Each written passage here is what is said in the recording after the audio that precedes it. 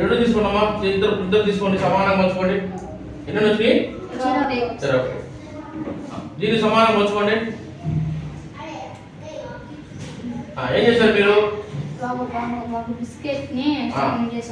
సగం చేశారా?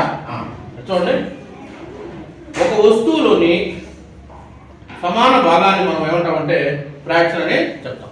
ఒక వస్తువులో కానీ ఒక నంబర్లో కానీ కొంత భాగాన్ని మనము ఏమంటామంటే ఫ్రాక్షన్ అంటాం. ఫర్ ఎగ్జాంపుల్, ఒక బిస్కెట్ ఉంది, వీళ్ళిద్దరు ఏం చేశారు?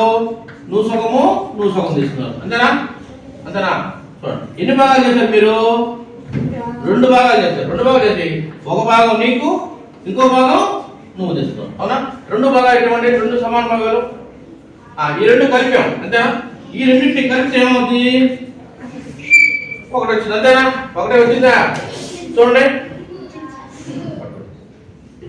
ఇట్లా మనం ఈ ఫ్రాక్షన్ లో దీన్ని మనం ఏమంటామంటే న్యూమరేటర్ అంటాం. ఏమంటాము? దీన్ని మాత్రం ఏమంటాము? డెనామినేటర్ అంటాం. ఏమంటాము? పైన ఉన్న భాగాన్ని న్యూమరేటర్ అంటాము, కింద ఉన్న భాగాన్ని డెనామినేటర్ అంటాం. ఓకేనా?